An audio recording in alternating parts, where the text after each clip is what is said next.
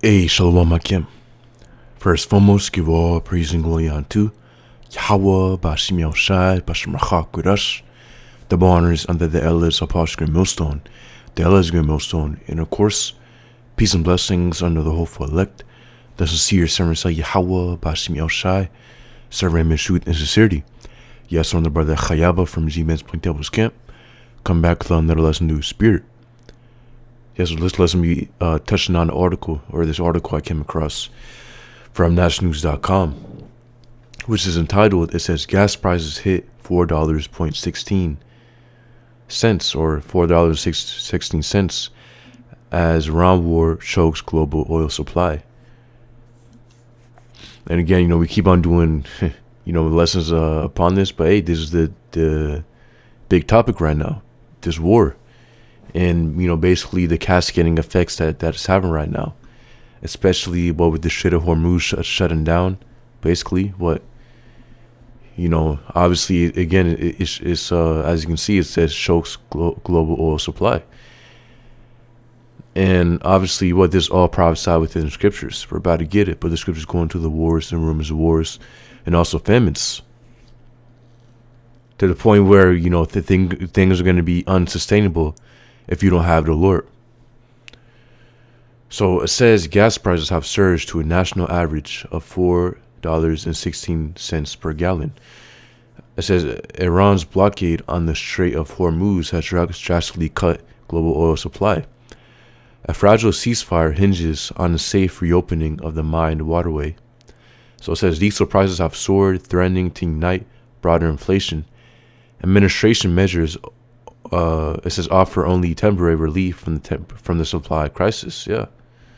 So it says American drivers are now paying a national average of $4.16 per gallon for regular gasoline, a level not seen since August 2022, and a jarring near 20% increase from just a month ago.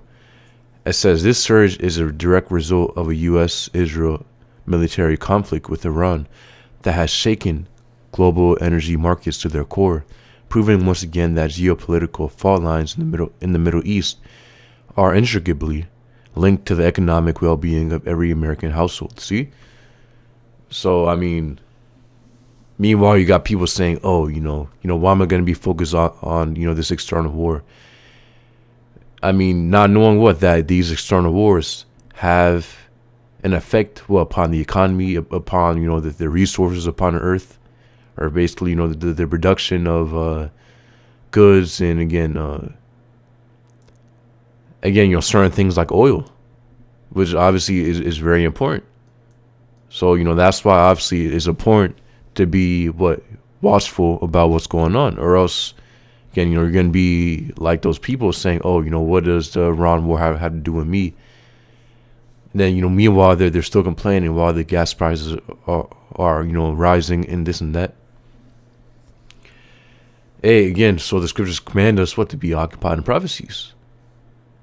To be watchful. Or else these things will take us unawares. And it won't take us unawares. To Wadi Yahweh Bashim Yahushai. Of course, that we have the wisdom, knowledge, and understanding. And ultimately, we have the eyes to see. And, we know ultimately what truly matters. It's the truth what matters. These scriptures are what matter. The word of Yahweh Bashim Yahushai is what matters. It says Luke chapter 21:7.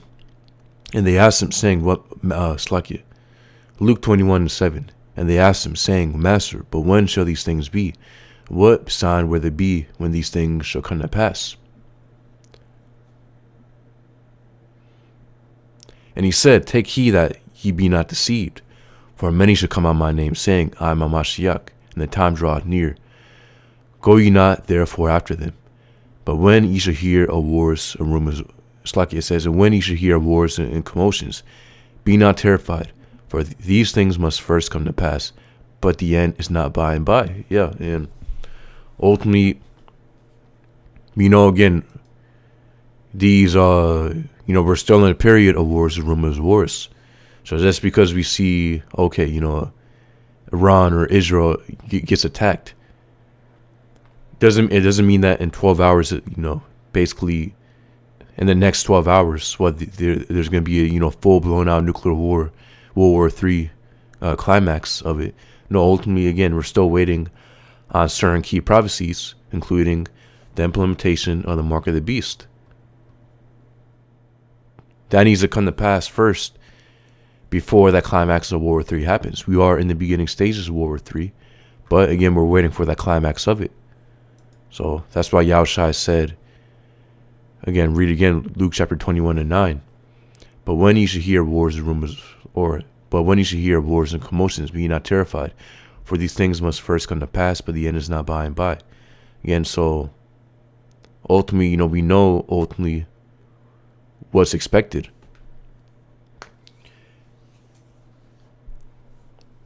Again, the MOTB has to be mandated in order for that war, the full blown out nuclear war to pop off. And again, we can see that the MOTB being mandated is right around the corner, without a doubt. As Esau's transitioning into his 100% digital system, everything being digital, identification, and of course currency. Again, we can 100% see how the MOTB being mandated is right around the corner. It says in Luke chapter 21:10. Then said he unto them, nations rise against nation, and kingdom against kingdom. Yeah, we can read Isaiah 19 and what it goes into Egyptian against Egyptian, and meaning what there's going to be internal wars. There's going to be, of course, civil wars or civil wars. It says Luke chapter 21:11. And great earthquakes shall be in diverse places, and famines and pestilences and fearful sights, and great signs shall there be from heaven. Exactly. So this is what's coming. So key point, famine. And, let's go ahead and get the definition for famine, obviously. So this is from the dictionary. It says severe shortages of food resulting in widespread starvation, malnutrition, and death. Typically caused by crop failure, drought, war, economic instability. Famine situations often lead to humanitarian crises, prompting international aid and relief efforts. Yeah, so it says hunger, starvation, food shortage. Let's go ahead and get famine within the Greek. It's limos. So the meaning is, it says a scarcity of harvest, famine. So it says a scarcity of food. Exactly. So again, and we know what ultimately things like the global oil supply being affected, obviously it's going to have a cascading effect upon certain plants. Basically, production concerning food. Again, all of it ties hand to hand. So again, that's why it's important to be watchful about what's going on. Because again, you got Jake saying, what does the Iran war have to do with me? It says 2nd Ezra chapter 16 and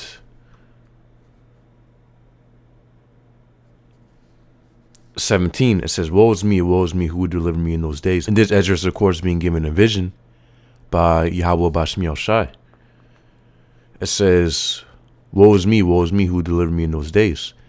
So Ezra is literally seeing the times that we are in right now. Back in his time. He got a vision of the times that we're living in currently right now as we speak. It says, verse 18, the beginning of sorrows and great mournings, the beginning of famine and great death, the beginning of wars, and the power shall stand in fear, the beginning of evils. What shall I do when these evils shall come? Exactly. So clearly we're in the time of the beginning of wars. Well, it says the beginning of famine and great death. And again, these things will only increase. They're not going to slow down.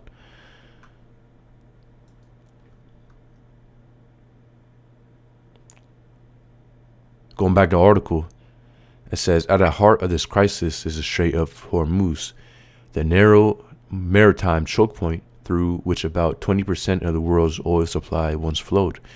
Since the conflict began in late February, Iran has blockaded this vital artery, placing mines and creating a danger zone. It says the the effect was immediate and severe. Brent crude oil futures, the international benchmark, skyrocketed from roughly $72 per barrel in late February to approximately $109 by April 7.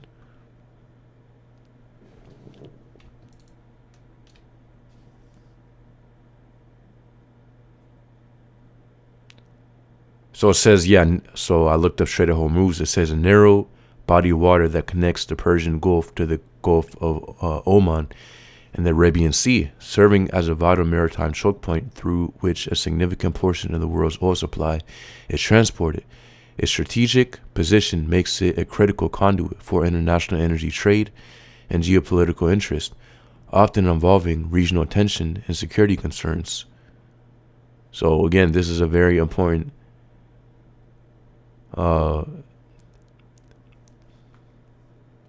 this is a very important, supply to the world. To the point where certain nations are pulling back from, basically this alliance with the U.S.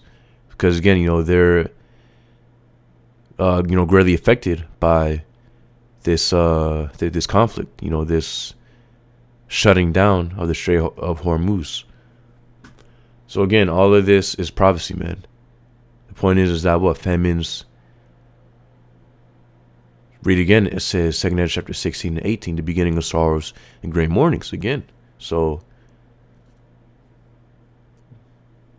what's going to be included within those sorrows and great mournings? It says, the beginning of famine and great death, the beginning of wars, and the power shall stand in fear, the beginning of evils. What shall I do when these evils shall come?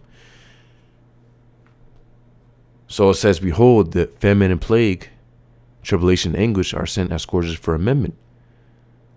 But for all these things, they should not turn from the wickedness, nor be always mindful of the scourges. So the Lord sends out these things. So this is all the Lord is doing. These wars, the famines, the plagues, the tribulation, the anguish is all from the Lord. It's all the judgment of Yahweh Bashim Yahshai. And really, again, our people, the Israelites, so-called blacks, Native Americans, Latinos, also those who have been scattered amongst the other nations, pursuing Deuteronomy chapter 28:64. Well, of course, we're expected to repent unto Yahweh Bashim Yahshai. So the Lord has his prophets out here, prophesying his word for our people to repent. But again, as says verse 20, but for all these things, they should not turn from the wickedness, nor be always mindful of the scourges. So for the 2/3 of the nation of Israel, they're not going to take heed to what the prophets are saying. And also they're not going to take heed to what, the Lord sends upon earth, because ultimately it's one thing that they lack understanding on, what these things, that happen upon planet Earth are. Ultimately, they're the judgments of Yahweh Bashim Yahshai. And, many of our people don't even understand that. It says, verse 21, behold, victuals shall be so good sheep upon earth that they shall think themselves to be in good case. And even then shall evils grow upon earth, sword, famine, and great confusion. Exactly. So, especially when Esau menaced the mark. Again, he introduces that reset. He has a little bit of, a small little taste of the NWO for the people, our people who bow down to it and take down with TB. They're going to think themselves to be in good case. It says, and even then shall evils grow upon earth, sword, famine, and great confusion. And it says, verse 22, for many of them that dwell upon earth shall perish of famine, and the other that escape the hunger shall the sword destroy. So exactly, this was prophesied. So again, famine and the sword. Esau is going to come down with his martial law.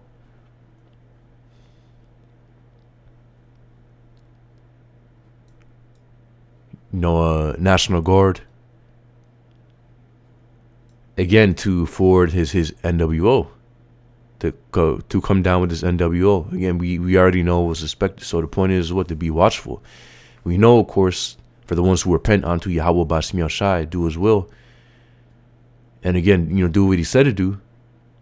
Ultimately, that's going to be the elect of the nation of Israel, which, of course, his brothers hope to be part of. We're of the hopeful elect.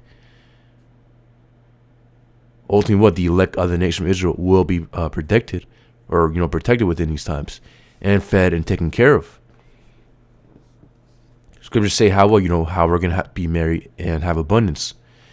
In 2 Ezra chapter 2 and 27. Of course, we're going to be married and have abundance. Isaiah chapter 65 says how, my servants shall eat and how my servants shall drink. But for the ones who don't repent and get right with Yahweh Bashim Yoshai, well, ultimately, they're going to, as it says, they're going to be hungry, they're going to hunger, and they're going to thirst. So ultimately, we want to be on the right side of the Lord. Because again, Lord's going to, as we speak, again, the Lord's sending many things. So, again, that's why it's important, again, to get right now as we speak. Because again, Yahweh Bashim Yoshai is sending these things quickly. And it's either now or never. There's never, again, there's never going to be a point where you can decide, okay, now's the time to repent. No, ultimately, it's right now. You can't predict or put your finger upon when Yahweh Bashim Yoshai is again, as we speak, the Lord's bringing these things. So ultimately, it is only given unto the elect to be able to see and to take heed. But the 2/3, by the time they consider getting right, is going to be way too late. The doors of mercy will be shut. And what ultimately Lord's going to pull back his prophets from prophesying his word. And again, the doors of mercy are going to be shut. As scriptures say, then they shall call upon my name, but I will not hear them. So, ultimately, that's how it's going to be for the 2/3. So again, that's why it's important to get right with Yahweh Bashim Yashai right now as we speak. Because again, these things are not going to slow down. These things will only speed up as the Lord continues to shorten the days for the elect's sake, and how Esau knows that he hath but a short time. So he's moving with great wrath, as scriptures say. So yeah, I believe it's a point. Those of you brothers out there edified. Yahweh Bashim Yahushai, Bashim Makakodash Brakathum. Shalom.